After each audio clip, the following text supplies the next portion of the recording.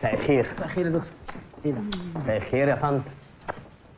ازيك يا عزيزي العلمانج؟ اخبارك؟ انا حلو واتمنى يا رب انت كمان تكون حلو، ويا رب الفيديو ده يكون سهل وبسيط عليك باذن الله يا رب.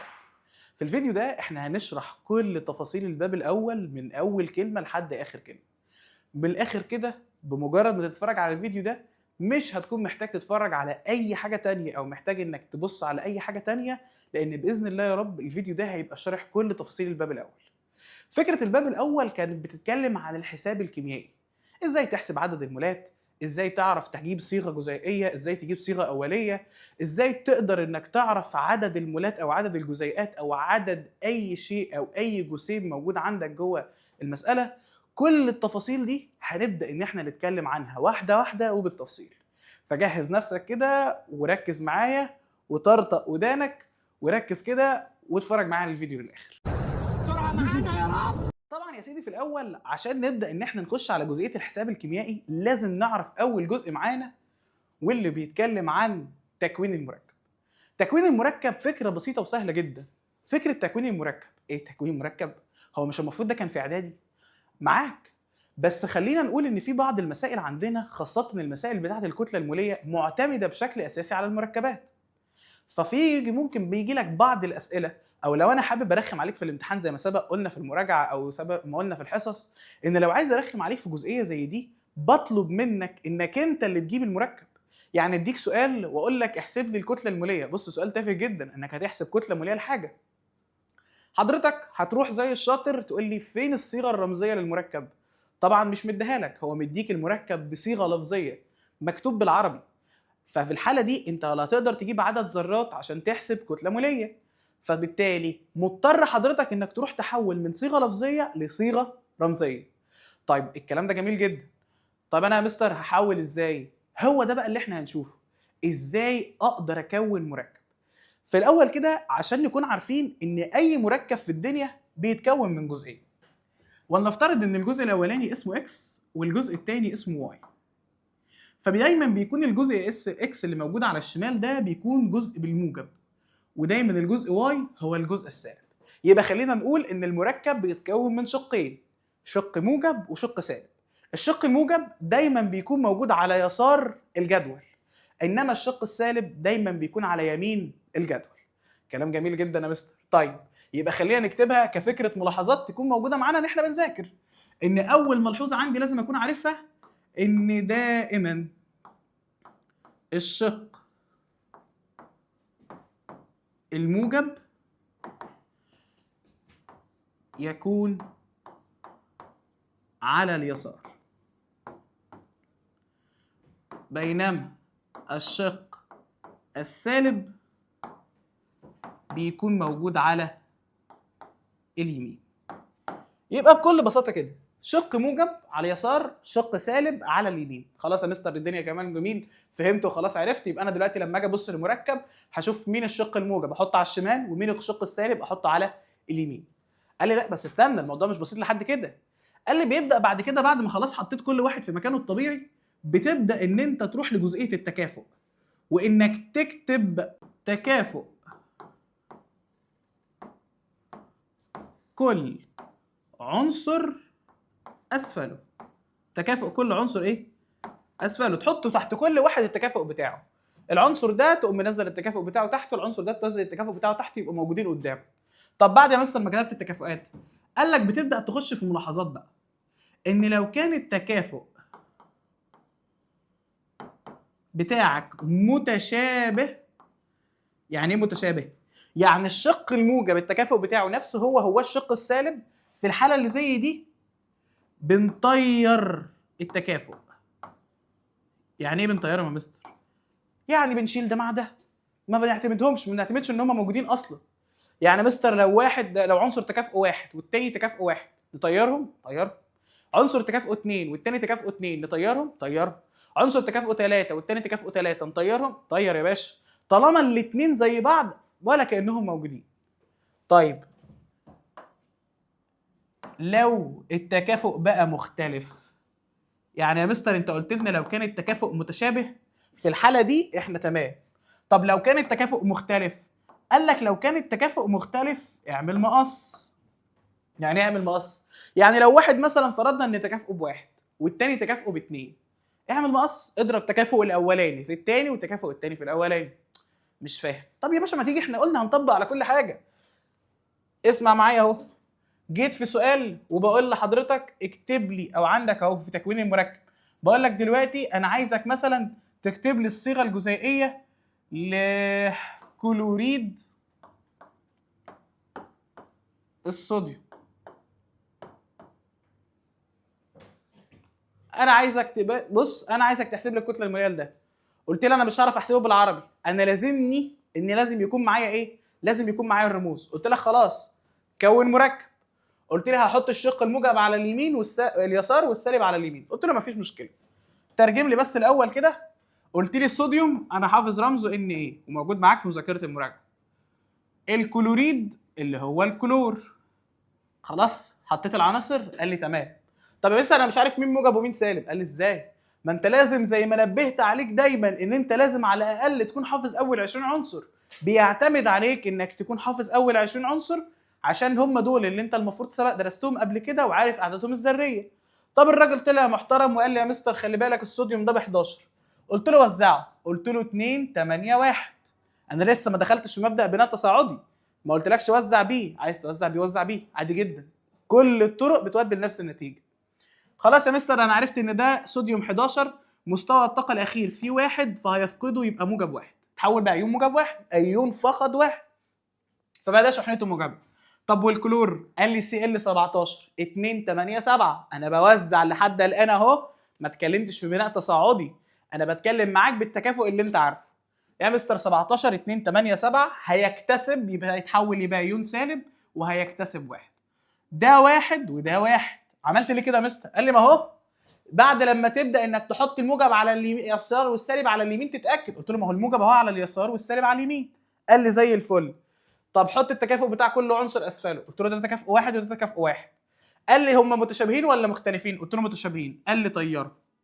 قلت له طيرتهم. قال لي يبقى المركب معاك اسمه NaCl. طب يا مستر جزئيه جميله وخلاص فهمت تكوين المركب، وطبعا فهمت انا لو هعمل مقص هشتغل ازاي. في الحاله دي ساعتها هضرب تكافؤ ده في ده وتكافؤ ده في ده.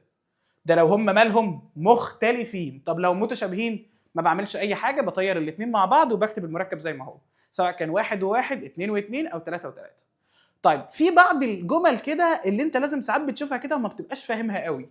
تلاقيه كاتب لك في السؤال احسب الكتله الموليه مثلا ويكتب لك حمض كذا. يعني ايه حمض دي؟ يعني لما يكتب لي كذا ده انا بفهم ان هو قصده مثلا صوديوم، بكتب صوديوم، كلوريد بكتب كلور، فاهمها. انما لما يكتب لي حمض، لما يكتب لك حمض يا باشا اعرف على طول انه قصده على عنصر الهيدروجين.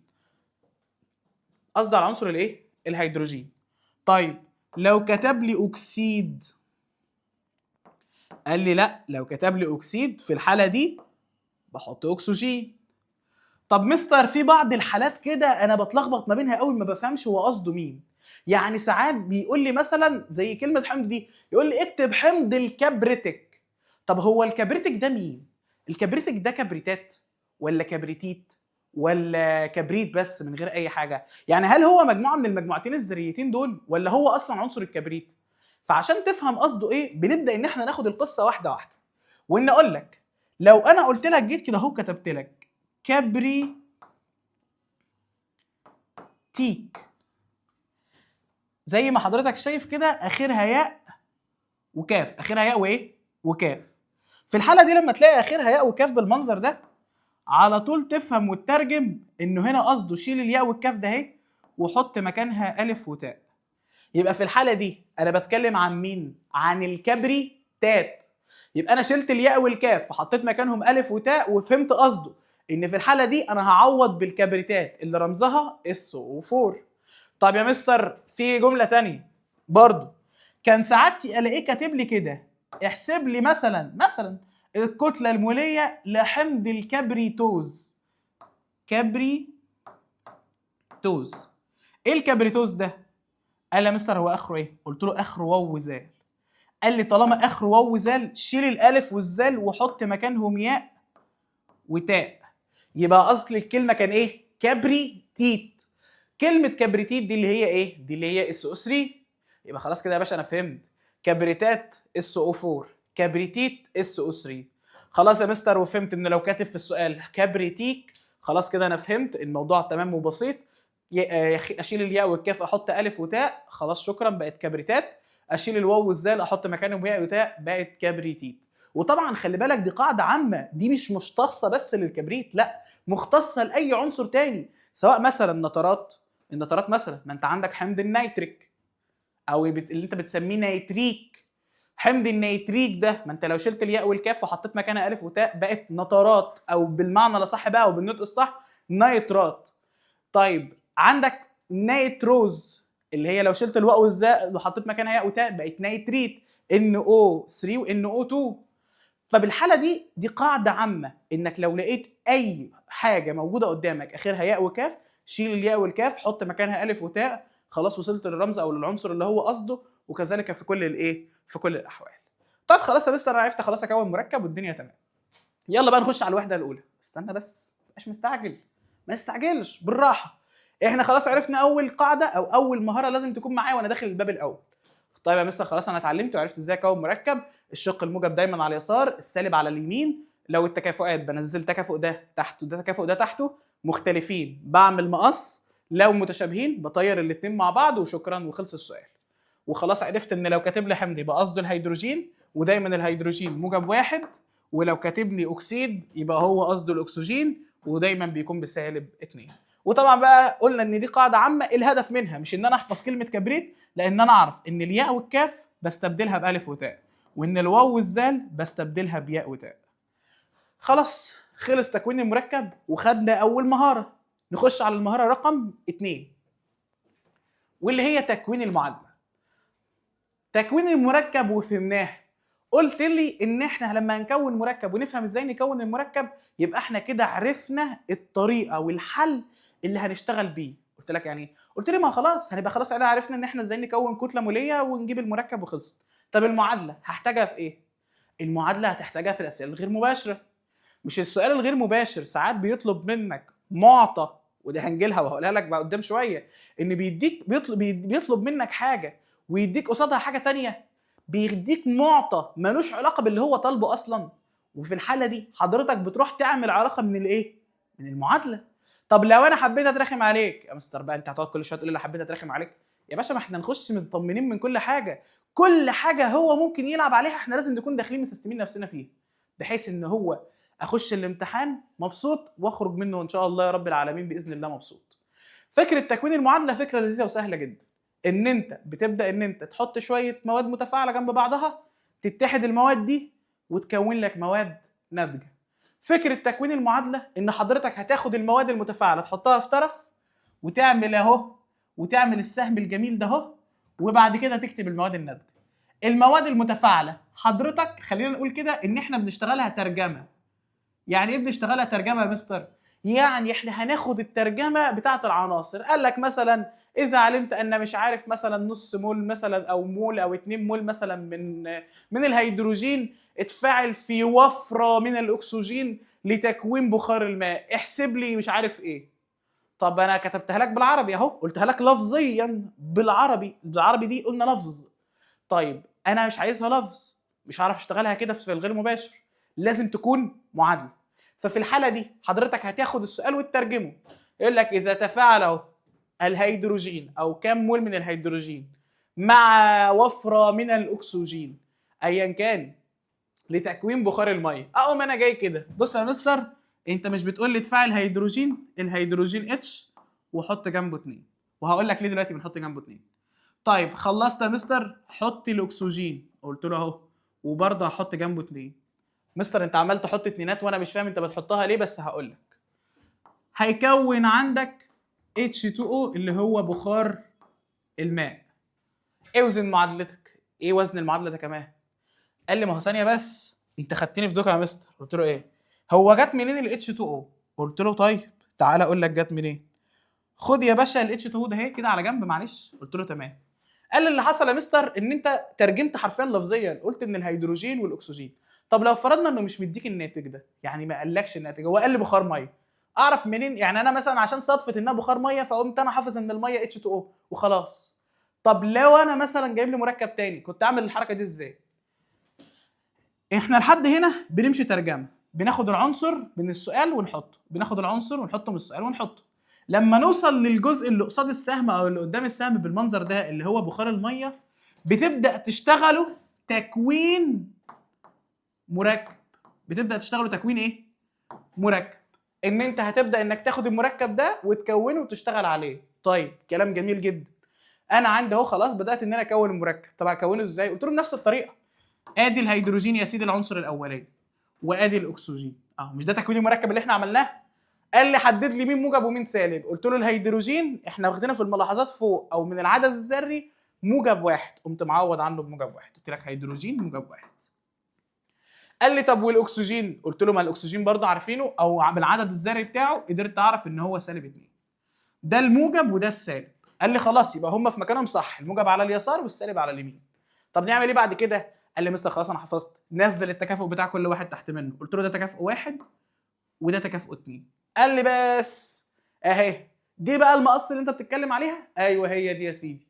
ان انا دلوقتي اهو معايا الهيدروجين تكافؤ واحد والاكسجين تكافؤ 2.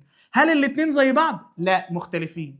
اعمل مقص، اضرب تكافؤ الهيدروجين في الاكسجين وتكافؤ الاكسجين في الهيدروجين. اتش في 2 ب اتش 2، او في 1 ب او 1. شكرا يا باشا. كده انا كونت المعادله. طب مستر انت لسه قايل من شويه حاجه اسمها وزن المعادله. فكره وزن المعادله ان انت دلوقتي تبقى ماسك ميزان، لازم اللي يكون داخل في المتفاعلات قد اللي خارج في النواتج. فانا دلوقتي ببص انت داخل معاك كام هيدروجينه؟ 2. خارجين كام؟ 2 برضه. طب بس هنا داخل كام اكسجينه؟ 2. خارج كام؟ خارج 1. علشان نوزن المعادله بص انا عندي طريقتين للوزن، وانا بحب اتكلم بصراحه. الطريقتين للوزن دول انا بصراحه بحبهم، بس انا بحب طريقه تانية افضل. انا ما بحبش في وزن المعادله بتاعتي يبقى كسور، الا لو انا مضطر. يعني بص انا ما فيش قدامي اي حل او اي قرار الا اني بس استخدم النص او استخدم كسر. طب ولو انا في ايدي ان ما استخدموش خلاص ما استخدموش. طب يعني ايه يا بستر عشان افهم؟ ادي المعادله يا سيدي، داخل 2 ده خارج 2، داخل 2 خارج 1. مش انا لو قمت جاي ضارب الاكسجين ده مش دي O2؟ لو ضربتها في نص الاثنين 1 اتوزنت. ولكن انا ما بحبش الكسر. طب ما انا اشتغلها عادي، ما انا اقول له ان ال H2 اللي احنا لسه قايلينها ده اهي، ال H2 اللي عندي ده لما ترتبط بال O2 هتكون عندي H2O. وبدل يا سيدي ما اضرب في نص، ما اسيب دول زي ما هم واضرب هنا في 2. بس اكون عارف ان الاثنين بتتضرب، دي اسمها معامل بيتضرب مره في الاتش ومره في الاو. لما يتضربوا هنا بقى الهيدروجين محتاج انه يتزود هو كمان في 2، وخلاص بقت المعادله موزونه. زودت 2 هنا مره وزودت هنا، بقى خارج داخل 4 خارج 4 داخل 2 خارج 2. وبكده اكون كونت المعادله ووزنتها وخلصت في كل بساطه. طب مستر معلش انت في جزئيه وانت لسه ما قلتهاليش، انت ليه كتبت ده 2 وده 2؟ قال لي في المعادلات عندي مجموعه من العناصر ما ينفعش يتكتبوا في المعادله الا من جزيء ثنائي الذره اللي هو ده. لما يكون عندي عنصر مكتوب تحته 2 بالمنظر ده بنسميه جزيء ثنائي الذره. فعشان انا ما اقدرش ان انا اكتبه غير جزيء ثنائي الذره في المعادله. ليه؟ علشان يا باشا بكل بساطه كده يا عزيزي، انت دلوقتي دي لما بتخش لوحدها التفاعل بتكون غير مستقره مضطربه شويه، فيبدا هو عشان يطمنها تروح يجيب لها اختها حد من نفس نوعها يونسها طول التفاعل. فنفس اللي بيحصل ده. الهيدروجين والاكسجين من المواد او من العناصر الجزيئيه الثنائيه اللي لازم لما تتكتب في المعادله لازم تكون عندي بالمنظر ده. طب ما انا اقول لك على حاجه حلوه. ايه هم العناصر دول يا مستر؟ انا هقولهم لك بطريقتين، هقولهم لك بطريقه تحفظهم عاديه وطريقه هنشعبل الموضوع. بص يا سيدي، المجموعات او العناصر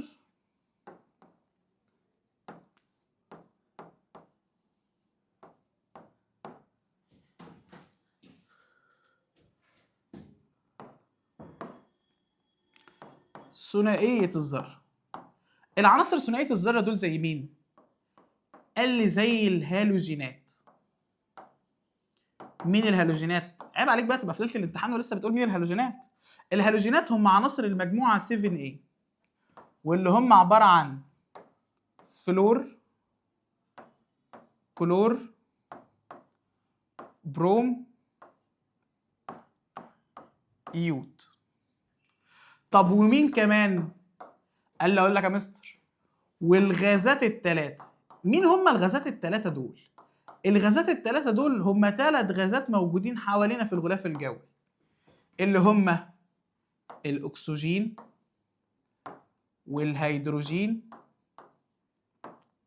والنيتروجين. ادي دول ال3 غازات. يبقى دول العناصر ده اهي، بمجرد ما احطها في معادله لازم ولا بد وحتما ان العناصر دي لما تكون موجوده جوه المعادله تتكتب بالمنظر ده، ثنائيه الذره. طب مستر انا لسه قاعد احفظه ولسه انا عندي اصلا مشكله في ال20 عنصر الاولانيين. انت قلت لي دلوقتي انك هتشعبل لي الموضوع، هتسهل لي الطريقه. طب ايه هي الطريقه؟ قال لي دلوقتي اسالك سؤال، بما ان خلاص كلها كام يوم ونخش على رمضان، ايه اشهر وجبه حلويات في رمضان؟ قال لي بص يا مستر انا بموت في الكنافه. قلت له ما هي دي كنافه. ولما تيجي تنادي على صاحبك بلغه الجيل او بلغه العصر كده وتقول له يا برو ايه يا صاحبي ايه كده، فاهم؟ او مش بلغه العصر الصراحه، دي بتوع مدينتي اللي بيقولوا يا برو والكلام من ده، بس ماشي يا عم امشي معايا للاخر. انت لما بتيجي تكتب، ودي غلط لغه عربيه يعني، لما تيجي تنادي على صاحبك في الشات بتقول له ياه، ولما تيجي تقول لي تنادي على صاحبك وتقول له يا اخو تقول له ايه؟ يا برو. بس انا هزود لها ميم، ويبقى عندي جمله اسمها كنافه يا برو. وخلينا دايما، وخليك بالك كده ان انت دايما وانت بتكتب المعادله اسال نفسك السؤال ده، هل العنصر ده وانا بكتب المعادله هل هو في الكنافه؟ الحشيش تمام؟ تمام، حاجه عايله قوي زي الفل يا سيدي الناس. الحمد لله. وعشان نفهم يعني ايه اصلا كنافه يا بروم، كنافه يا بروم هي جمله مختصه بكل الحاجات اللي احنا العناصر اللي احنا قلناها دي، كل الجزيئات الثنائيه دي موجوده في الجمله دي. تعال اثبت لك. الكاف اللي موجوده عندك في الاول ده اهي بتعود على الكلور، والنون نيتروجين، ومش محتاج اقول لك ان دول جزيئات ثنائيه. طب الالف اكسجين، الف فلور، الهاء هيدروجين، الياء يود، البروم هو البروم بي ار 2. يبقى انا كده قدامي يا صاحبي زي ما انت شايف كده كل حاجه متاحه، كل العناصر اللي هم بسواء الهالوجينات او الغازات الثلاثه متجمعين عندي في جمله واحده بس، واللي هي كنافه يا بروم. فاصبح دلوقتي بالنسبه لي انا ما عنديش اي مشكله، هبص وانا بكتب المعادله هل العنصر ده من الكنافه؟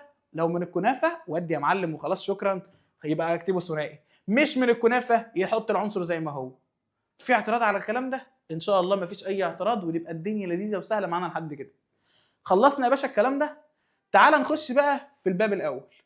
الباب الاول كان بيتكلم عن المول. فكره المول عشان تكون عارف، هي المول مش حاجه معينه، المول هو كميه المواد الداخله او الخارجه من التفاعل، ايا كان بقى هي كميه في اي ماده. يعني انت بتسال عن ايه بالظبط؟ فزي ما انت شايف قدامك كده انا حاطط لك مركب واحد، وللمركب الواحد ده انا هحسب اكتر من 3 أو 4 انواع من المولات لكل نفس المركب، لنفس الايه؟ المركب. علشان افهمك ان كلمه مول هي جايه من تعريفها كميه الماده، سواء كانت الماده دي جزيئات، ذرات، انيونات، كاتيونات، او بمعنى اصح انايون او كاتايون، ايا كان كل ده هنبدا نحسبه. تعال مع بعض كده واحده واحده. بيقول لك انا عايزك تقول لي عدد مولات الجزيء، عايزك تحسب لي عدد مولات الايه؟ الجزيء في ال NH4Cl. بص يا باشا، ده هو كله على بعضه ال NH4Cl ده هو، ده كله على بعضه كده اهو اسمه جزيء مركب، اسمه جزيء ايه؟ مركب. فاسال حضرتك سؤال، هل في الخانه او في الجزء ده هنا جنب الان هل مكتوب عندك رقم؟ قال لي لا مش مكتوب عندي رقم. قلت له احنا اتفقنا ان طالما مش مكتوب عندك رقم اعتبره كأن مكتوب واحد. يبقى لما اجي اقول لك عدد مولات الجزيء، معاك كام جزيء من ال NH4Cl؟ هترد عليا وتقول لي ايه؟ هتقول يا مستر والله انا معيش غير 1 مول من الجزيء، انا معيش غير كميه واحد بس من الجزيئات، معيش الا جزيء واحد بس. مش انا سالتك على العدد، سالتك على الكميه، فانت رديت عليا وقلت لي ان انت معاك كام مول من الكميه دي؟ قلت لي انا معايا 1. طب تعالى في اللي بعدها، قلت لك انا عايزك تقول لي عدد مولات الذره، عدد مولات الايه؟ الذره. يعني عايزك تحسب لي كميه الذرات، كميه الايه؟ الذرات. تعالى يا باشا، معاك هنا كام ذره؟ قلت لي الN ب1 والاتش ب4 ادي كده 5 وواحد كلور يبقى كده 6. يبقى انت المركب ده كمية الذرات فيه كام؟ قال لي 6 مول من الذرات او 6 مول ذري، سميها زي ما تسميها. اهو نفس المركب بس هنا طلع برقم وهنا طلع برقم. ليه؟ على حسب انا بسأل عن ايه. انا بسأل عن عدد مولات للجزيء ولا عدد مولات للذرات او هي كمية الذرات. قال لي طب يا مستر انا عايزك تحسب لي عدد مولات الكاتايون او الكاتيون زي ما بعض الناس بتقول او بتنطقه يعني الدارج، بس هو اسمه باللاتيني الاصلي كاتايون. طيب ال NH4Cl اللي موجود قدامي ده فيه كام كاتايون؟ قال لي مع احترامي الكامل انا مش فاهم يعني ايه كاتايون اصلا. قال لي اقول لك الكاتايون يا استاذي هو الايون الموجب. الايون الايه؟ الموجب. الايون الموجب عندك اسمه كاتايون. اسمه ايه؟ كاتايون. طب انا عندي كام ايون موجب؟ قال لي بص يا مستر ما انا هقول لك ده مركب وانت لسه قايلين في بدايه المحاضره ان اي شق على اليسار موجب والشق اللي على اليمين سالب. قال لي يبقى خلاص الاتش. قلت له لا، ما انت برضه لسه عندك مشكله ان انت يا باشا مش حافظ المجموعات الذريه وما تعرفش ان ال NH4 دي كلها على بعضها مجموعه ذريه موجبه اسمها الامونيوم. الامونيوم ده مجموعه ذريه موجبه وهو المجموعه الذريه الوحيده اللي موجبه. الامونيوم معاك منه كام واحد؟ قال لي معايا واحد بس. يبقى عدد مولات الكاتايون او عدد مولات الايون الموجب انا معايا 1 مول من الايون الموجب او الكاتايون. طب ماشي جميل. سأل نفس السؤال، خلي بالك انا كل ده شغال على مركب واحد. عدد مولات الانايون او الانيون. عدد مولات الانيون يا سيدي هو ايه؟ هو ايون السالب.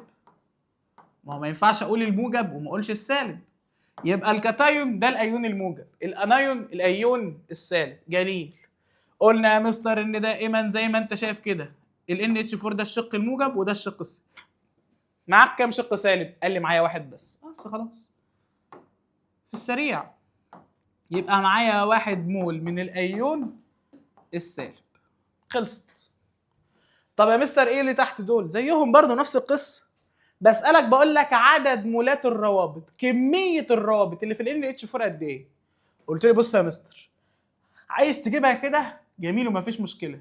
عايز تاخد ال NH4 ده هي على جنب وتقوم جاي كده وتقول له بص يا مستر انا معايا ذرة نيتروجين واحدة مرتبطة بأدي 1 2 3 4 4 ذرات هيدروجين. يبقى كده كام رابطه؟ ادي 1 2 3 4. يبقى عدد مولات الروابط او كميه الروابط اللي موجوده في ال NH4 كام رابطه؟ قال لي 4 مول من الروابط. ما تعدش ورايا. ها خلصت يا باشا وكل الكلام حلو. قال لي اخر واحده واخر نوع بقى وهي عدد مولات الالكترونات. وخلاص عموما انا فهمت الفكره ان لما يقول لي عدد مولات حاجه اشوف كميه الحاجه اللي هو بيسال عنها. عدد مولات الالكترونات اعتمد ان انت ما شاء الله شاطر وحافظ العدد الذري، جابه لك برضه احتياطيا. قال لك كلور Cl 17. الكلور كده جواه كام الكترون؟ 17 الكترون. يبقى كميه الالكترونات جوه الكلور كام الكترون؟ 17 مول من الالكترونات. بيسال على عددهم وانا عارف عددهم. خلاص يا باشا خلصت. وبكده كل دي انواع المولات اللي ممكن تجي لك او اللي ممكن تبقى عندك. وان لو سالك في العموم بقى لو جه مثلا في حته الكاتيون والانيون دي بدل ما يقول لك مثلا انا عايز عدد مولات الكاتايون او عدد مولات الانايون قال لك انا عايز عدد المولات عموما وسكت. اجمع بقى الموجب مع السالب يبقى واحد موجب وواحد سالب. يبقى انا المركب ده فيه 2 ايون يبقى عدد مولات الايون 2 مول لنا الايون. وبكده اكون خلاص يا باشا شرحت لك كل افكار المولات. طب هنا هحتاج ده في ايه؟ هحتاجه كمان شويه في القوانين بتاعه حساب عدد الجسيمات والجزيئات الخاصه بقانون عدد افوكادرو. ونبدا مع بعض اهو في حسابات او في الاول في حسابات الكتله الموليه. في حسابات الكتله الايه؟ عشان نبقى خلاص بقى كده يا باشا عرفنا عن انواع المولات، عرفنا كل حاجه. تعالى في حسابات الكتله الموليه. حسابات الكتله الموليه حسابات بسيطه وسهله. ان انت بيكون معاك مركب بتبدا ان انت تاخد المركب ده وتحسب كتل ذرات العناصر. كتل ذرات مين؟ العناصر. فبيكون معاك مركب بالمنظر ده يا يجيبهولك بالمنظر ده يقول لك كبريتات النحاس المائيه، او انه يجيبهولك في صيغه مركب وحضرتك تبدا تفصصه. يلا يا باشا، ابدا امسك سكينتك وقطع حته حته في المركب وابدا احسبها حته حته. قال يا مستر مبدئيا طبعا السؤال بيبقى مثلا ما بيجيش بالشكل ده مباشر، ويا سلام ادي درجه مضمونه في الامتحان لو جات لك سؤال كتله موليه بس. خلاص هتجيب المركب ومديك انا كل حاجه عن المركب، مديك كتله النحاس والكبريت والاكسجين والميه والاكسجين وكل حاجه قدامك. ابدا يا باشا كالاتي. ادي المركب اهو، انا هكتب المركب تاني CuSO4، نقطه صغيره كده ما بتاثرش باي شيء من الاشياء، ما بتاثرش في اي حاجه، و5 H2O. احسب يا باشا كام CU؟ واحده. قلت له ادي الCU زائد، مش العنصر خلص مفيش منه مش هتضرب في حاجه خلاص خلص. كام كبريت؟ واحده زائد كام اكسجين؟ 4 في الاكسجين، ما انا معايا 4 ذرات، زائد كام هيدروجين؟ خلي بالك ان الخمسه بتتضرب مره في الاتش ومره في الاو، 5 في 2 ب10 اتش، زائد طبعا 10 اتش اللي هي 10 في الاتش، 5 في الاكسجين. ممكن انت بقى تاخد الخمسه من هنا مع الاربعه وتقول 9 في الاكسجين عادي مش هتفرق. عوض. النحاس هو مديولك بكام؟ ب36.5 زائد كام كبريت؟ ب32 زائد، انا بصراحه هجمع 4 و5 9 في كتله ذره الاكسجين الواحده بكام؟ ب16. مستر يعني مش هتفرق؟ لا مش هتفرق، ما عادي، ما انت بتجمع انت كده، بدل ما كان بتقول له معايا 4 اكسجين وبترجع تقول له لا ده انا لسه معايا 5 كمان، ما تقول له ان انت كله على بعض اللي معاك 9 اكسجين، زائد 10 في 1. تحط الكلام ده على الآلة الحاسبة بكل بساطة وبكل سهولة، يطلع معاك هنا رقم، خد الرقم ده واكتب جنبه جرام على المول. ومن هنا اكون عارف وفكرت كده نفسي ان الوحده بتاعت الكتله الموليه هي الجرام على المول، جرام على الايه؟ المول. وبقى كده كده حسبت الكتله الموليه. تعالى بقى نخش على حساب المولات. قوانين حساب المولات بالطريقه، بص كاتبها لك اهو، المباشره. يعني ايه؟ يعني قلم وشلوت، خلصت. هتيجي يا باشا تجيب لك 1 2 3، تستخدم انهي قانون؟ كل اللي عليك اللي انت هتفكر، يا اما اخد من القانون ده حاجه اروح اعوض بيها في القانون الثاني، او اجيب من القانون الثاني حاجه اعوض بيها في القانون الاول، وهكذا. هي دي المسائل المباشره، بديك حاجه واطلب منك تجيب لي الثانيه. فكون معانا اول قانون ان انا لو عايز احسب عدد المولات، عايز احسب عدد الايه؟ المولات، بقول له عدد الجسيمات على عدد افوكادرو. طب ايه هي عدد الجسيمات؟ عدد الجسيمات هو اي حاجه قدامك، ذرات، ايونات، كاتيونات، انيونات برضه، ذرات، وحدات صيغه، روابط، ايا كان، جزيئات، ايا كان اي حاجه موجوده قدامك ده اسمه جسيم. جمعنا الكلام ده كله في كلمه جسيم. طيب انا لو عايز احسب عدد المولات، هشوف عدد الجسيمات اللي عندي واقسمه على عدد افوكادرو، واقسمه على عدد ايه؟ افوكادرو، يطلع لي عدد المولات. طيب كان في قانون كده كنت بستخدمه، انه ساعات طبعا لان انت زي ما انت شايف كده القوانين ده يحتمل ان انت تغير ما بينه، يعني ممكن اخبي عدد المولات واقول لك عدد الجسيمات على عدد افوكادرو يديك عدد المولات، وممكن اخبي عدد الجسيمات، ففي الحاله دي هتقول لي عدد المولات في عدد افوكادرو، عدد المولات في عدد ايه؟ افوكادرو.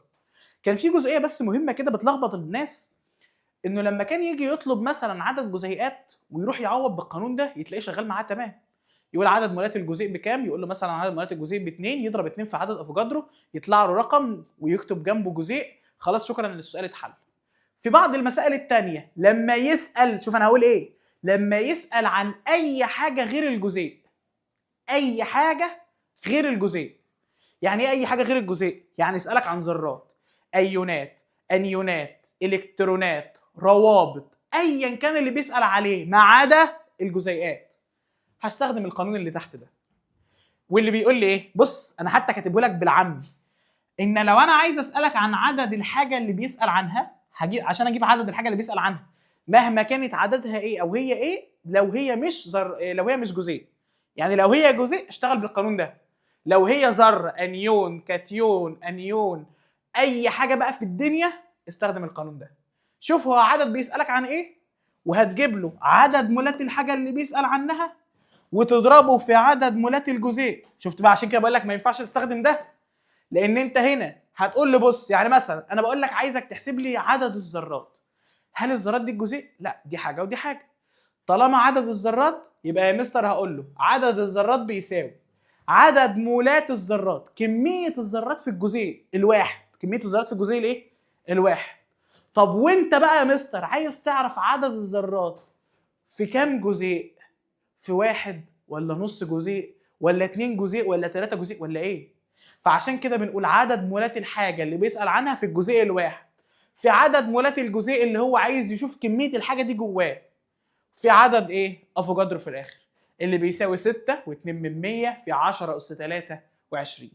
طيب خلاص يا مستر، كل الدنيا تمام وزي الفل. ادي عدد مولات الحاجه اللي بيسأل عنها ايا كانت بقى هي ايه، ذرات، ايونات، كاتيونات، ايا كان كتبتهم. بشوف عدد مولات الحاجه اللي بيسأل عنها، لو بيسأل عن عدد الذرات بشوف عدد مولات الذرات في المركب واقول له مثلا عددهم 5، اقول له 5 في كام جزيء؟ بتسأل في كام جزيء؟ قال لي بسأل في 2 جزيء. قلت له يبقى 5 في 2 في عدد افوجادرو، يطلع لي عدد الذرات والاقي الاجابه صح و100 فل و10. طيب القانون اللي بعده اللي كان مرتبط بكتله الماده، كنا بنقول ان كتله الماده بالجرام. بتشتغل كتله الماده بالايه؟ بالجرام، ما ينفعش بالكيلو جرام. هنا كتله الماده لازم بشتغلها بالايه؟ بالجرام. لو جات لك بالكيلو جرام لازم على طول تحولها بالايه؟ بالجرام، بان انك دايما بتضرب الكبير بيضرب الصغير. فهضرب في كام؟ هضرب في 1000. زي الفل.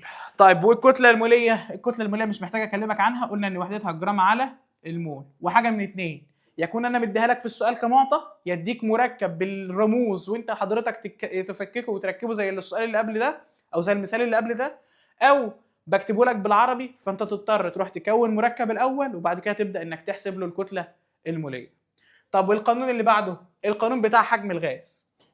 كان عندك نوعين من القوانين، يا حجم الغاز في الاس تي بي يا حجم الغاز في الار تي بي.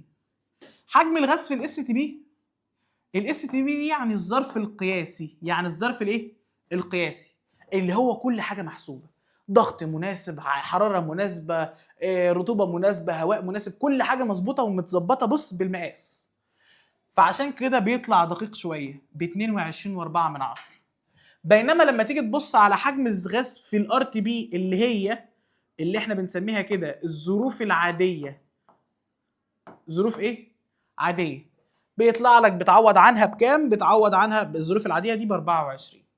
وخلي بالك ان دايما حجم الغاز بيكون باللتر، ما ينفعش بالملي لتر، لازم يكون حجم الغاز باللتر. وعشان احول من ملي لتر للتر، وانا بقول لك القانون ده تاني قدام، من ملي لتر للتر بقسم على 1000. في مشكله في الكلام ده؟ اتمنى ان لحد الان تبقى احنا دنيتنا تمام ومظبوطه.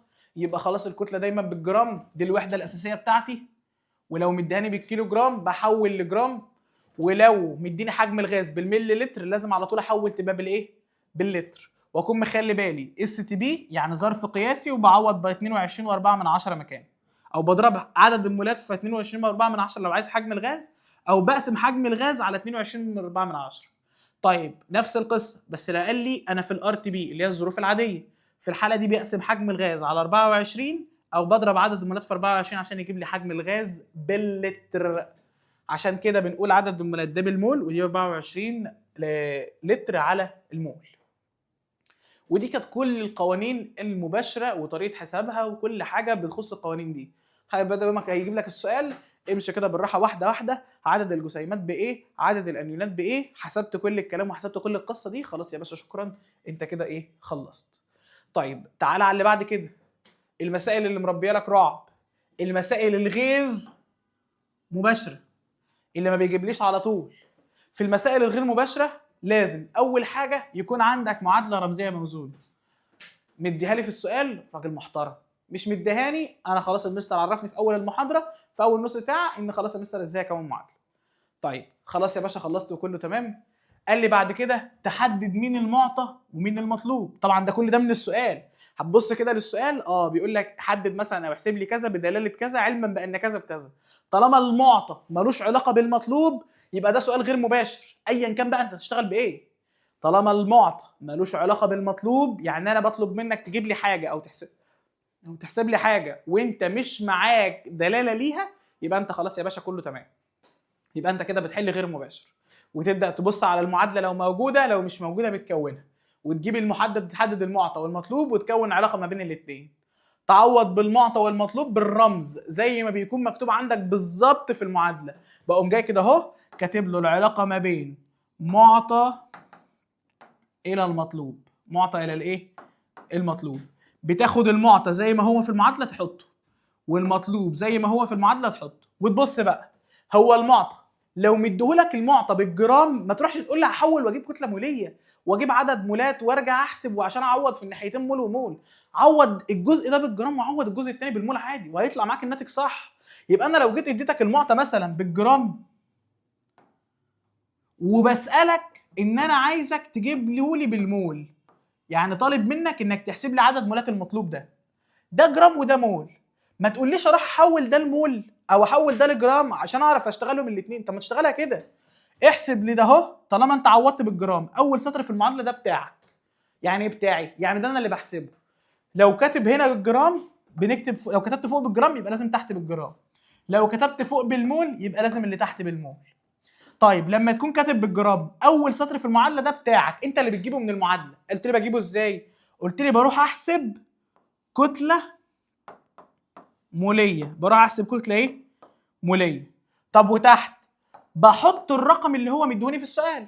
هو مش انت عوضت فوق وتحت بالجرام عشان هو اداك المعطى بالجرام، قال لك علما مثلا بان مثلا المعطى بتاعك اللي هو مثلا ثاني اكسيد الكربون مثلا ب 5 جرام، خلاص يعني انت عرفت ان المعطى بالجرام فاشتغلت فوق وتحت بالجرام. بس هو كان بيسال ان ايه؟ كان بيسال مثلا عن عدد مولات الاكسجين، فلازم اشتغل فوق وتحت بالايه؟ بالمول.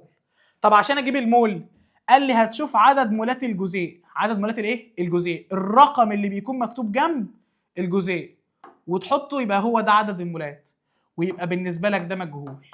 وده لما يبقى مجهول لو عايز تجيبه تعمل ايه؟ تعمل مقص، هتضرب ده في ده على ده.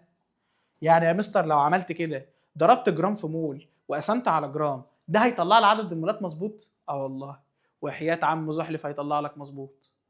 كل حاجه انت شغالها بس ما تصعبش على نفسك. ما تروحش انك لسه بقى احول من جرام لمول او من مول لجرام، او هو بيسال عن حجم غاز فاروح اعول بحجم غاز واحط كله جوه السؤال احشره. طب ما انت لو غلطت في الخطوه الاولانيه بقيه المساله اللي انت عمال تعملها غلط. طب ما تشتغل واحده واحده، شوف مطلوب منك ايه، شوف مديك ايه، اشتغل معطى ومطلوب، هات الحاجه اللي هو عاوزها وبعد كده شوف بقى هو عايز ايه تاني. طيب من غير كلام كتير تعال نخش في مثال عشان تفهم الدنيا قصدي. بيقول لك يحترق الجلوكوز في وفره من غاز الاكسجين.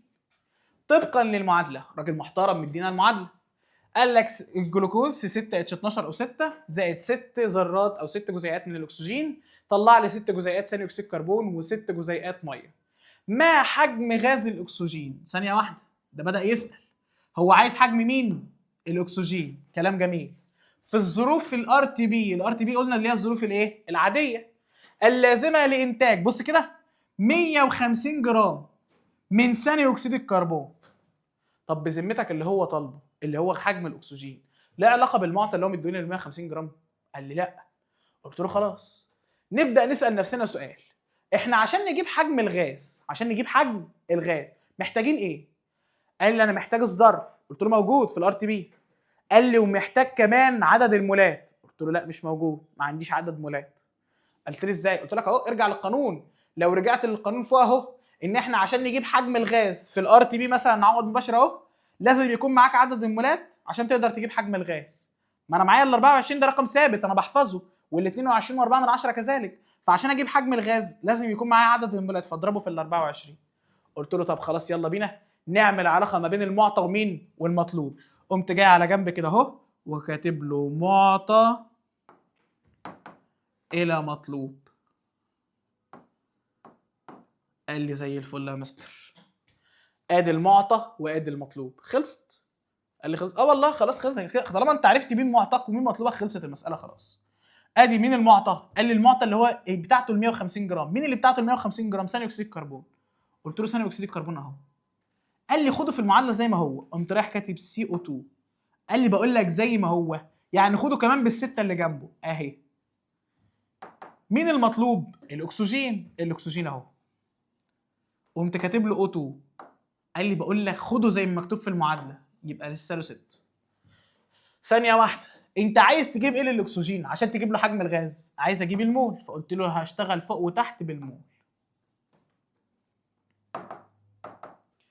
قال لي طب وثاني اكسيد الكربون؟ قلت له هو مديني المعطى بالجرام. قال لي خلاص اشتغل فوق وتحت بالجرام. طب فرضنا انه كان مديهوني بالمول، اشتغل هنا مول وهنا مول. اشتغل ان مديني بالجرام هنا ومديني بالجرام هنا، اشتغل هنا جرام وهنا جرام عادي. بس طالما هو مش مديهوني، طب ما اشغل نفسي اسرع. انا عايز اكسب وقت، انا امتحاني ممكن يبقى اغلبه كله مسائل، عايز 7 مسائل 6 مسائل 5 مسائل، محتاج انجز نفسي فيهم، مش هقعد كان بكل مساله سنه. فلما اجي هنا قلنا طالما اول واحده دي بتاعتي، السطر الاولاني ده بتاعي، ايه هو؟ ان انا لو مديني الكتله بالجرام بروح اجيب الكتله الموليه، فقمت قايل له 6 في الكربونه الواحده ب 12. عرفت منين؟ اهي، قال لي ان الكربونه الواحده ب 12 والاكسجين ب 16، فانا معايا كربونه واحده قلت له 12 زائد 2 في 16. ما هو الواحده ب 16 وانا معايا 2، خلاص ده هيطلع لي الكتله الموليه. طب هنا عدد المولات، قلت لي يا مستر بشوف الرقم اللي جنب الجزيء، لقيت مكتوب 6، قلت له حط ال6. قال لي بقى خلاص يا مستر السطر الاولاني بتاعي خلص. قلت له السطر الثاني ده انت بتجيبه من المعادله. قال لي 150 جرام من ثاني اكسيد الكربون. قلت له اهم 150 جرام.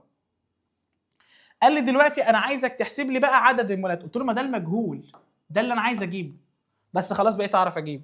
قلت له ازاي؟ قال لي يا مستر بقى خلاص اعمل مقص 150 في 6 على الكتله الموليه.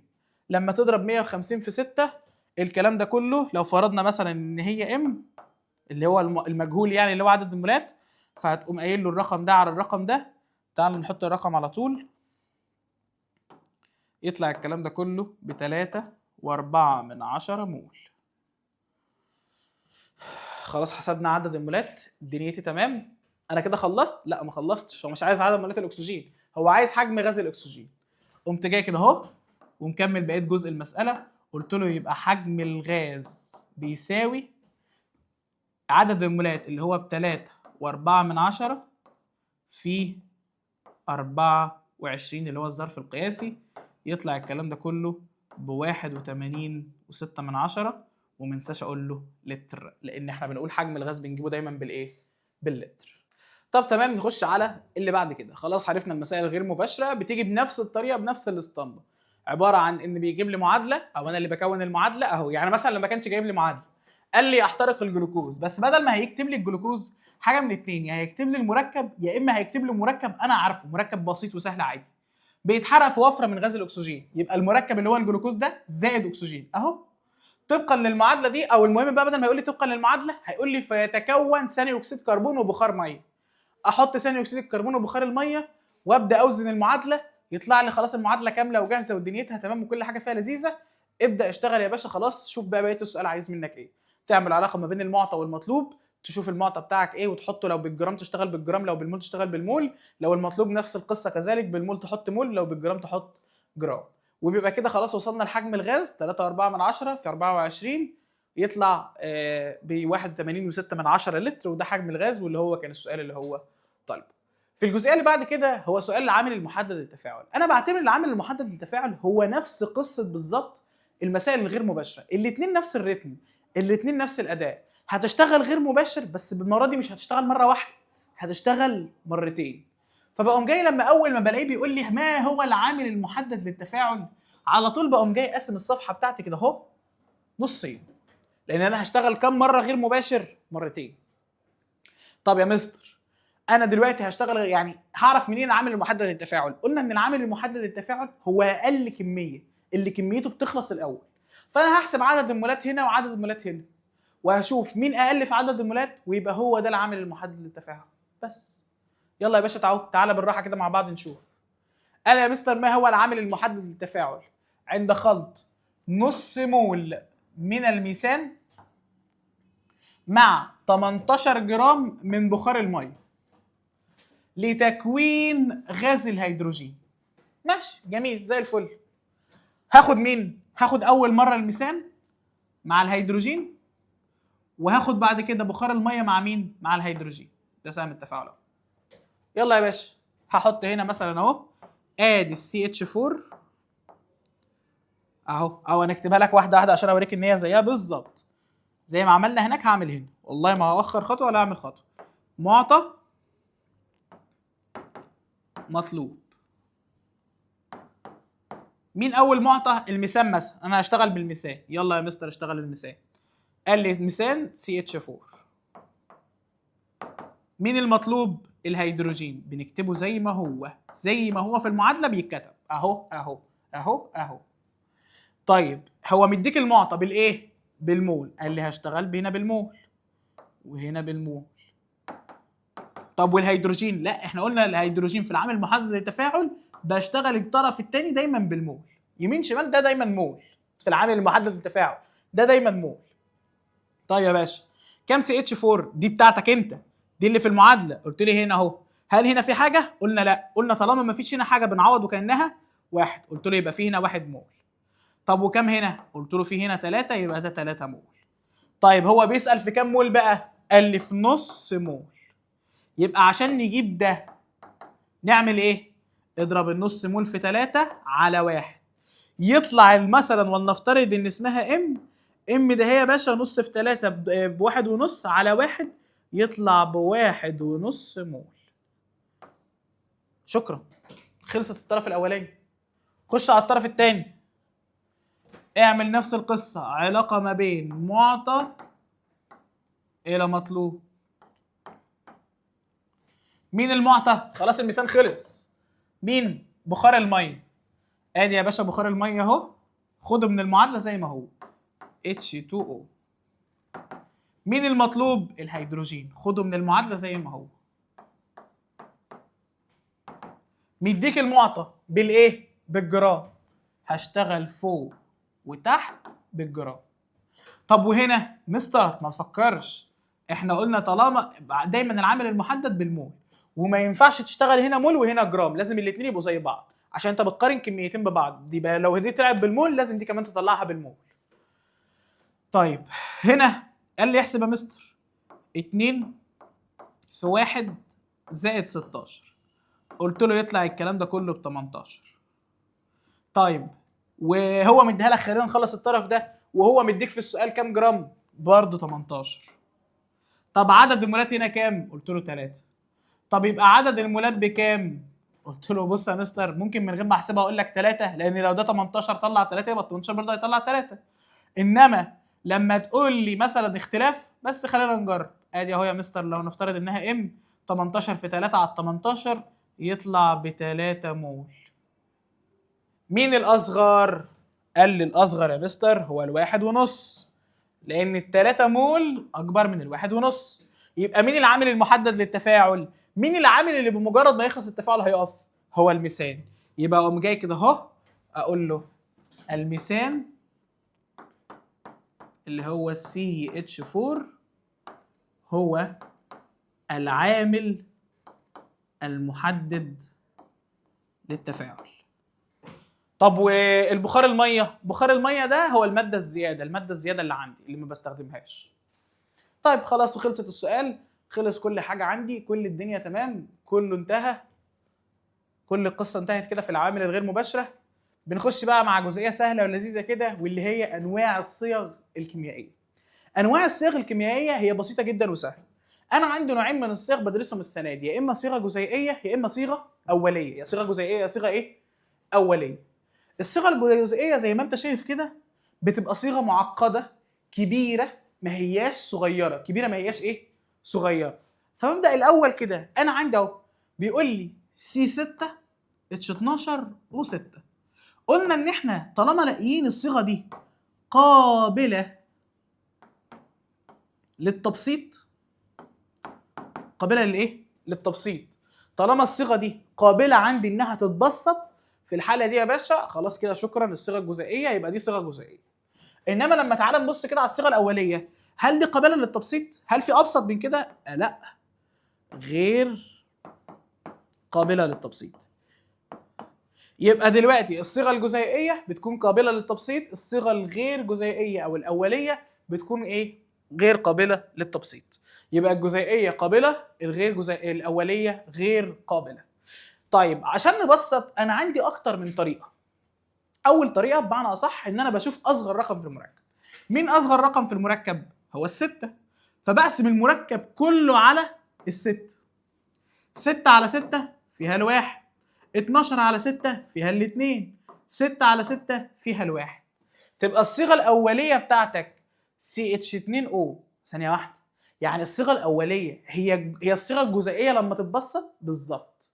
الصيغه الاوليه هي ابسط صوره للصيغه الجزيئيه، بس دي ما بقدرش اعتمدها في التفاعلات الكيميائيه. دي صيغه بس مبسطه تعرفني النسبه ما بين ذرات العناصر وايه وبعضها، ان النسبه ما بين ذرات الكربون والهيدروجين والاكسجين كنسبه 1 الى 2 الى ايه 1. في مشكله في الكلام ده؟ لا ان شاء الله ما فيش مشكله. ويبقى دي الصيغه الجزيئيه، وازاي افرق ما بينها وما بين الصيغه الاوليه، وافتكر واعرف لو انا ما اعرفش ان الصيغه الاوليه هي الصيغه الجزيئيه بس بعد لما تتبسط. طيب تعالى بقى نخش على الافكار. افكار الصيغه الجزيئيه هم 4 افكار. يا اما يطلب من حضرتك الصيغه الاوليه بس يكون مديك معطى الصيغه الجزيئيه، فبتروح تقسم على اقل رقم موجود في المركب وبنسميها طريقه الاختصار. اهو نفس اللي احنا عملناه هنا. انت مش هنا شفت اصغر رقم في المركب ورحت قسمت عليه المركب كله فاديتك صيغه ابسط منها اللي هي الصيغه الاوليه؟ ما هي دي. بديك الصيغه الجزيئيه تقسم على اصغر رقم تطلع الصيغه الاوليه، وهي دي الفكره الاولى. يبدا الفكره يتطور معايا اكتر، يقوم مديني ايه؟ يطلب مني حاجه بنسميها عدد وحدات الصيغه الاوليه، او بنسميها عدد مرات تكرار الصيغه الاوليه في الصيغه الجزيئيه. يعني الصيغه الاوليه متكرره كم مره جوه الصيغه الجزيئيه. بس لازم اكون مديك مين؟ لازم اكون مديك الصيغه الجزيئيه، او على الاقل اديك كتلتها الموليه. اديك كتلتها الايه؟ الموليه. اديك الكتله الموليه للصيغه الاوليه. اشمعنى؟ هتعرف دلوقتي. هتروح في الاول لازم يكون معاك برضو مين؟ لازم يكون معاك الصيغه الاوليه. عشان ايه يا مستر؟ علشان تطبق القانون ده، ان انت عشان تحسب ما يسمى بعدد وحدات الصيغه الاوليه او عدد مرات تكرار الصيغه الاوليه في الصيغه الجزيئيه، بتقسم الكتله الموليه للصيغه الجزيئيه على الكتله الموليه للصيغه الاوليه. لما تقسم الاثنين على بعض بيطلع لك رقم. الرقم ده بنسميه عدد مرات التكرار. الرقم اللي لو كررته اكتر من مره للصيغه الاوليه هيديك الصيغه الجزيئيه. بمثال، بص هنا كده بيقول لك احسب عدد وحدات الصيغه للايثيلين C2H4. دي صيغه قابله للتبسيط ولا غير قابله؟ قال لي لا قابله. ما انا ممكن يا مستر اقسم على اصغر رقم اللي هو الاثنين، فلاقيها تطلع لي كده بالمنظر ده C1H2، ويبقى انا كده جبت اول حاجه واللي هي الصيغه الاوليه. قلت له جميل. قال لي طب انا اقول لك على حاجه يا مستر، ولا خليها للاخر، انت هتكتشفها في الفيديو والفيديو شغال واحنا بنحل كده هتكتشفها. طيب يلا نكمل عادي. يلا يا مستر عشان نجيب عدد مرات التكرار، لان هو بيقول اهو احسب لي عدد وحدات الصيغ او عدد مرات التكرار.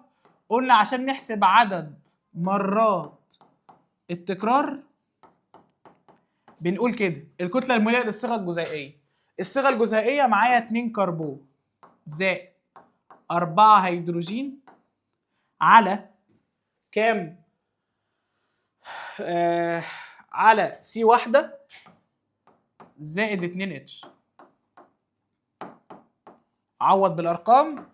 2 في 12 ب 24 زائد 4 في 1 ب 4. 12 زائد 2. 2 في 12 زائد 4، 2 في 12 ب 24 زائد 4 تطلع ب 28، و2 زائد 12 تطلع ب 14. 28 على 14 فيها الاثنين مرة. يبقى دلوقتي الصيغة الأولية هتتكرر كم مرة؟ هتتكرر مرتين. هتتكرر كم مرة؟ هتتكرر مرتين. المرتين بتوعي أو المرتين اللي عندي بالمنظر ده كده خلاص كررنا الصيغة الأولية مرتين والدنيا بتاعتنا كمان وزي الفل. خلاص يا باشا كله كده تمام، جبنا عدد مرات التكرار. طب ما أنا ممكن أسألك سؤال. أنت دلوقتي قلت إن الصيغة الأولية متكررة كم مرة؟ مرتين أهو. CH2 زائد CH2. كام سي؟ اجمع سي وسي يبقى 2 سي. 2 و2 4. طب هو انت اصلا في الاول عشان تجيب الصيغه الاوليه انت قسمت على كام؟ يبقى انا لو معايا الصيغه الجزيئيه اشوف اصغر رقم هتقبل الاسم عليه ويبقى هو ده عدد مرات التكرار. فعشان كده مش دايما بيجيب لي الصيغه الجزيئيه، بس بيجيب لي مين اللي بينوب عنها بقى؟ كتلتها الموليه. فبالتالي يجيب لي الكتله الموليه ويجيب لي الصيغه الاوليه. في الحاله دي انا ما اقدرش ان انا احلها على طول، لازم ان انا اروح بقى احسب عدد كتله موليه للصيغه الجزيئيه احطها، واحسب كتله موليه للصيغه الاوليه ويطلع لي الرقم. انما لو كان بيديني الصيغه الجزيئيه هشوف اصغر رقم انا او اكبر او الرقم اللي انا ابلل الاسم عليه عشان ابسط المركب، وهو ده يبقى عدد مرات التكرار. طيب الفكره اللي بعد كده كانت الفكره اللي انت ما بتحبهاش، واللي هي فكره الجدول. كان يطلب منك ان انت تجيب الصيغه الاوليه بس بدلاله كتله العناصر او نسبه العناصر. فكنا بنروح نعمل الجدول ده كده، دايما العنصر الاول موجود على اول الشمال، بعد كده العنصر الثاني، بعد كده العنصر الثالث. بيبدا اول حاجه او اول مربع عندك ان انت بتكتب يا اما كتله العنصر يا اما نسبته، على حسب هو مديك مين. لو مديك كتل العناصر بتحط كتل العناصر، لو مديك نسبتها بتحط نسبتها. طيب بعد كده بتحسب عدد مولات العناصر بان انت بتقول كتله العنصر اللي هي النسبه اللي انت جاي حاططها فوق على الكتله الموليه، واللي هو برضه بيكون مديها لك او ان انت بتحسبها. ونفس الكلام بتطبقه مع كل العناصر. بعد كده بيخرج من عندك من كل عمليه من دول، ما انت بتحسب عدد مولات، بيخرج من كل عنصر من دول عدد مولات. بتبص على اصغر عدد مولات وتبدا تقسمه على كل عدد المولات الموجوده حتى نفسه، وتبدا انك تقسمه فيطلع لك نسبه. النسبه دي خلينا نقول لو فرضنا انها طلعت بارقام صحيحه بالمنظر ده، فالحاله دي بتعوض وبتحط مكان العنصر، بتقول مثلا ان انت معاك سي واحده 2 اتش وواحده او. طب فرضنا انه طلع مثلا بواحد ونص، في الحاله دي بتضرب يا اما في 2 يا اما مضاعفتها في 3 في 4 في 5 براحتك بقى، لحد المهم ما يكون عندك رقم صحيح. ما ينفعش نسبه المولات او ما ينفعش النسبه تكون طالعه بارقام كسريه، لو طلعت بكسر بتضرب في 2 او في 3 او في المضاعفات لحد لما توصل لايه؟ لرقم صحيح، وفي الحاله دي بتعوض عنه بمقام الايه؟ العنصر. طيب تعالى يا باشا ناخد مثال. احسب الصيغه الاوليه لمركب يحتوي على نيتروجين بنسبه 25.9 واكسجين بنسبه 74.1%، علما بان الكتله الموليه. مستر مديني نسب وبيسال عن الصيغه الاوليه، قلت له خلاص تمام زي الفل، يبقى دي الفكره الثالثه. قال لي اللي هي، قلت له دي الفكره الثالثه اللي هي حضرتك هتقوم جاي كده اهو زي الشاطر، تعمل عندك جدول وتقسم الجدول 3. طب ليه 3 يا مستر؟ ده هم عنصرين بس. يا سيدي انا بحب اشتغل بنظام. مين اول عنصر ظهر عندك؟ النيتروجين اللي هو الان. طب ومين تاني عنصر؟ قال لي الاكسجين. قلت له اهو اول واحد هنا قلنا بنجيب مين الاول؟ قال لي هنا بنحط النسبه او الكتله. قال لي بس هو مديني نسبه، قلت له اكتب النسبه. قال لي للنيتروجين ب 25.9%، انما للايه؟ للاكسجين ب 74.1%. طيب هروح اجيب عدد المولات، هروح اجيب عدد الايه؟ المولات. عدد المولات يا سيدي هيساوي النسبة اللي هي 74.1 على الكتلة المولية اللي هي ب 16، وهنا نفس القصة 25.9 على 14.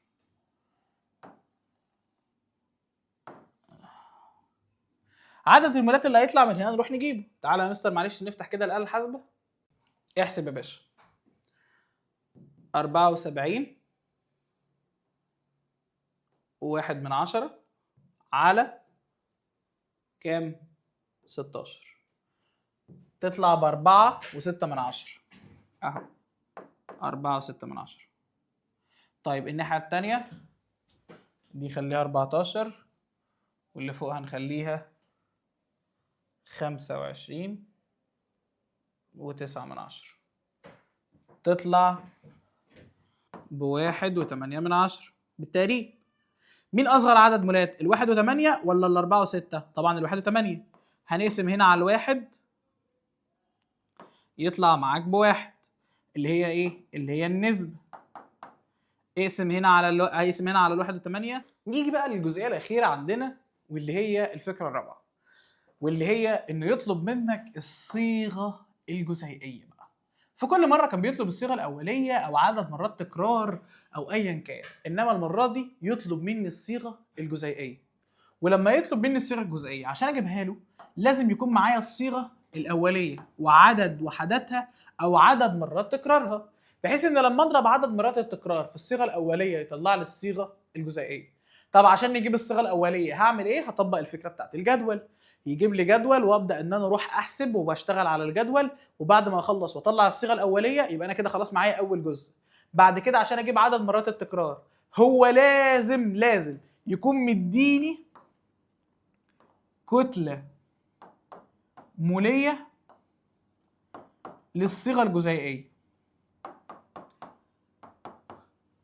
ليه؟ لان انا معيش الصيغه، فاحسب الكتله ازاي؟ فلازم يديني الكتله الموليه للصيغه الجزيئيه، واروح انا اقسمها على الصيغه الاوليه فتطلع لي عندي العلاقه بتاعتي، او تطلع عندي العلاقه بتاعتي، وبكده اكون خلاص يا باشا زي الفل خلصت الايه؟ خلصت السؤال وجبت الصيغه، سواء بالفكره الاولى او بالفكره الايه؟ الثالثه. واللي هي فكره تركيز المحاليل او المولاريه، تركيز المحاليل او الايه؟ او المولاريه. عايز تقول تركيز المحاليل صح، عايز تقول المولاريه صح، الاثنين واحد. فكره تركيز المحاليل ان انت بتقيس تركيز محلول بالنسبه لعدد مولات المذاب. انت مدوب فيه كميه قد ايه اصلا من الملح او من الحاجه اللي انت عايز تدوبها دي، وعلى حجم المحلول. وزي ما انت شايف حجم المحلول دايما بالايه؟ باللتر. ولو كان المحلول بالمليلتر لازم احوله يكون بالايه؟ باللتر. بان احنا قلنا اهو لو انا معايا بالملي وعايز احوله باللتر هقسم على 1000. هقسم على كام؟ هقسم على 1000 عشان يشتغل معايا بالايه؟ باللتر. وان لو عايز احسب المولاريه اللي وحدتها المولر اللي هو ام، او مثلا ما بنسميه بنقول مول على اللتر. ده صح وده صح. عايز تختصرها وتقول مولر صح، او ام بس صح. عايز تكتب مول على اللتر برضو صح. وعشان تجيب المولاريه بتقول عدد مولات المذاب على حجم المحلول. بس خلينا نروح لفكره كده، هو مش ممكن انا ما اديكاش عدد مولات المذاب؟ ممكن اديك كتلته بالجرام، كتلته بالايه؟ بالجرام، واديك اسم المركب، واديك اسم الايه؟ المركب. فانت تجيب منه الكتله الموليه وتقول لي كتله بالجرام على الكتله الموليه، يطلع عندي عدد مولات المذاب، وبكده اكون خلاص يا باشا جبت المولاريه عندي. يبقى عشان كنت اجيب المولاريه كان ايه المفروض يحصل؟ عدد مولات المذاب على حجم المحلول باللتر. طب فرضنا انه مش مديني عدد مولات المذاب، بس مديني كتله بالجرام ومديني اسم المركب، خلاص يا باشا شكرا. كتله بالجرام واسم المركب، اقسم الكتله بالجرام على الكتله الموليه اللي انت هتجيبها بسبب اسم المركب، يطلع لك عدد مولات المذاب وتجيب المولاريه. طب تعالى نحل مثال. قال لي احسب التركيز المولاري لمحلول سكر القصب C12H22O11 في الميه اذا علمت ان كتله السكر المذابه 85.5 جرام في محلول حجمه نص لتر. يا وعدي، ده السؤال اللي انا لسه بقول لك اهي، خلي بالك ممكن يجي لك هو المثال. هو عايز نحسب التركيز المولاري. طب عشان احسب التركيز المولاري عدد المولات على حجم المحلول باللتر. طب يا مستر في محلول حجمه نص لتر، مظبوط. حجم المحلول عندي اللي هو الفي باللتر عادي جدا. بس هو مديني ايه بقى؟ مديني الكتله بالجرام، ومديني مركب، ومديني كتل ذرات. قال لي ما هو عشان في الاول لازم زي الشاطر كده تروح تعمل ايه؟ تجيب له عدد المولات، تجيب له عدد الايه؟ المولات. كتله بالجرام ب 85.5 على الكتله الموليه، احسب بقى 12 في 12، ما السيل واحده ب 12 وانت معاك منها 12 ذره، و22 في 1 زائد 11 في 16. شوف يا باشا الرقم ده يطلع لك بكام؟ تعال نجيب آلتنا الحاسبة الجميلة ونسيبها بقى معانا، شكلنا هنحتاجها على طول. قال لي اهو حط يا باشا الرقم على الآلة الحاسبة 85.5 على 12 في 12 زائد 22 في 1 خلاص مش لازم 11 في 16. يطلع الكلام ده بكام؟ بربع مول اهو، بربع مول. شكرا. بقى معايا عدد المولات يا مستر، اعمل ايه بعد كده؟ قال لي خلاص مش انت معاك عدد المولات؟ قال لي مظبوط. قلت له تمام زي الفل. خش بقى في الخطوه اللي بعد كده واللي هي حساب الايه؟ المولاريه او تركيز المحلول. عدد المولات اللي هو بكام؟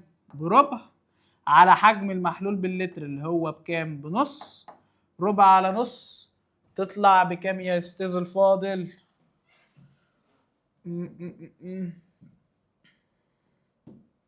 تطلع بنص. يبقى دلوقتي تركيز المحلول برضه هيطلع هو كمان بايه؟ بنص. بس في الحاله دي هقول له نص ايه؟ نص ام، نص مولر. في مشكله في الكلام ده؟ كده خلاص يا باشا حسبنا تركيز المحاليل. يعني تركيز المحاليل مش هتجيلها الا كده؟ مش هتيجي الا كده. طيب يا باشا شكرا، عشان بس تشوف كده وما تبقاش اي مشكله في الصوره. نشرح ولما نيجي نحل السؤال نرجع آلتنا الحاسبه تاني. اخر جزئيه معايا واخر جزئيه في الباب عموما، وهي فكره التركيز والتخفيف بتاعه المحاليل. تخفيف المحاليل هو فكره بسيطه وسهله جدا، معتمده على ايه؟ معتمده على قانون ثابت، واللي هو بيقول لك ام واحد لو ضربتها في في واحد، القيمه اللي هتطلع من هنا هتساوي الام 2 في الفي 2. طب مين الام واحد ومين الفي 2 ومين الام 2 وهكذا. الام واحد يا سيدي هي التركيز قبل التخفيف، قبل ما حضرتك تخفف المحلول ده كان تركيزه، لانه اول تركيز بيظهر. طب والفي واحد خلاص يا مستر، طالما قلت لي اول حاجه بتظهر ودي في، يبقى ده حجم المحلول هو كمان قبل التخفيف. قبل الايه؟ التخفيف. يبقى جزء مضروب في التركيز في حجم المحلول قبل الايه؟ التخفيف. والجزء الثاني بقى بما اني بقول لك ام 2، يبقى ده التركيز بعد التخفيف، وده حجم المحلول بعد برضو مين؟ التخفيف. في مشكله في الكلام ده؟ طيب السنه بتيجي ازاي؟ بيديك يا باشا حاجه من اتنين، يا اما اديك التركيز قبل والحجم قبل ومثلا التركيز بعد، واطلب منك الحجم بعد التخفيف، او العكس اديك تركيز قبل وحجم قبل واديك حجم بعد بس اطلب منك الايه؟ التركيز بعد التخفيف. يعني بديك الثلاثه واخليك انت تتوقع الواحد اللي فاضل او الحاجه اللي فاضله. وفي بعض المسائل لما يطلب منك حجم التخفيف ما بيكونش هو ده المطلوب الاساسي، بيكون مطلوب كميه الميه اللي انت ضفتها علشان تخفف. ما هو انت بتعمل تخفيف، هتخفف بايه؟ هتخفف بميه. فانت محتاج اعرف كميه الميه اللي انت هتضيفها على المحلول بتاعك عشان يتخفف. فبيكون الغرض الاساسي ان انت تجيب الفي 2 اللي هي حجم المحلول بعد التخفيف، فتقدر انك تطرحها من الفي 1 اللي انا بكون مديها لك اللي هي قبل. فلما تطرح الفي 2 اللي هو حجم المحلول بعد التخفيف ناقص الفي 1 تشيل منها حجم المحلول قبل التخفيف، يطلع لك كميه الميه اللي انت ضفتها. وده بيكون الفكره الاساسيه لما يكون المجهول عندك هو حجم الميه بعد مين؟ التخفيف. انما لو كانت الفكره بسيطه انك بيسال عن الام 2 اللي هي التركيز بعد التخفيف، بيبقى خلاص شكرا، بمجرد ما بتطلعها بتبقى خلصت معاك المساله. طيب تعال نروح لمثال ونجرب. يقول لك احسب مولاريه المحلول الناتج من اضافه، بص انا بقول لك ايه؟ 250 مللي. اسمعني، انا بقول لك اضافه، انا ضفت 250 مللي من ايه؟ من الميه. يبقى دي مش حجم حاجه، دي مش حجم قبل ولا بعد، دي كميه الميه اللي انا هضيفها، دي كميه الميه اللي انا ايه؟ هضيفها. بس خلي بالك ما تنساش ان دي بالايه؟ بالملي، وانت شغلك باللتر. هضيفها الى 150 ملي لتر. 150 ملي لتر دي الفي 1 اللي هو حجم المحلول قبل ما يتخفف من محلول ملح الطعام تركيزه 2/10 مولر. دي مين؟ دي الام 2. طب مستر انت دلوقتي لسه من شويه سوري، دي الام 1 مش الام 2. هو طالب ان انا احسب له الام 2. دي الام 1 اللي هي التركيز قبل التخفيف. طب يا مستر انت دلوقتي لسه مديني فكره، قلت لي ان انا اللي هديك الام 1 والفي 1 واديك واحده كمان. انت هنا مش مديني الا 2 ومديني حجم الميه المضافه. قلت لك ما هو ثانيه واحده، هي الميه دي لما هتضاف على ايه؟ هتضاف على المحلول، على المحلول المركز. فساعتها عشان اجيب الفي 2 هنعمل العكس. مش انت عشان كنت تجيب حجم الميه قلت هطرح من الفي 2 في 1؟ طب عشان اجيب الفي 2 اجمع حجم الميه اللي هو 250 زائد حجم المحلول نفسه اللي هو ال 150 يطلع ب 400 ملي لتر، وهو ده الفي 2 اللي هو حجم المحلول بعد ما تخفف. حجم المحلول بعد لما ايه؟ بعد لما تخفف. بس ثانيه، احنا ما بنشتغلش باللتر، احنا ما بنشتغلش بالملي لتر، احنا بنشتغل باللتر. فتعالى يا مستر نحول ال 400 ملي لتر دي اللي باللتر، اقسم على 1000، صفرين مع الصفرين يبقى 0.1، تطلع ب4 لتر. طيب ده الفي 2. طب تعالى نجيب الفي 1 باللتر برضه هي كمان. هقول له ال 150 على ال 1000، صفر هيروح مع الصفر، 15 على 100 تطلع ب 15 من 100 لتر.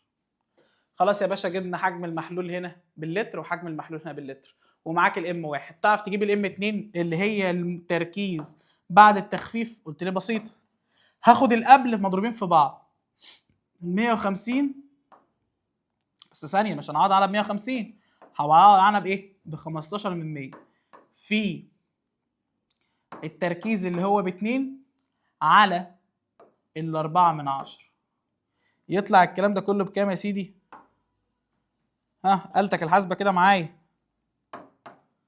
يطلع الكلام ده كله، تعالى نروح نحسبها.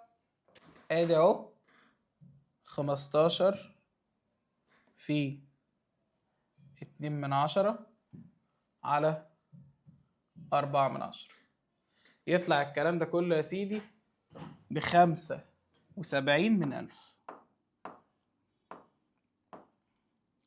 واقول له مولر. وطبيعي التركيز بعد التخفيف يكون اصغر من التركيز قبل التخفيف، فهو كان قبل التخفيف ب2، طبيعي يقل يبقى ايه؟ يبقى 75. وبكده يا سيدي نكون احنا شرحنا كل الجزئيات وكل التفاصيل اللي موجوده عندك، موجوده في المذكره او موجوده عندك في الباب الاولاني، من اول جزئيه خالص ومن اول حاجه خالص اللي هي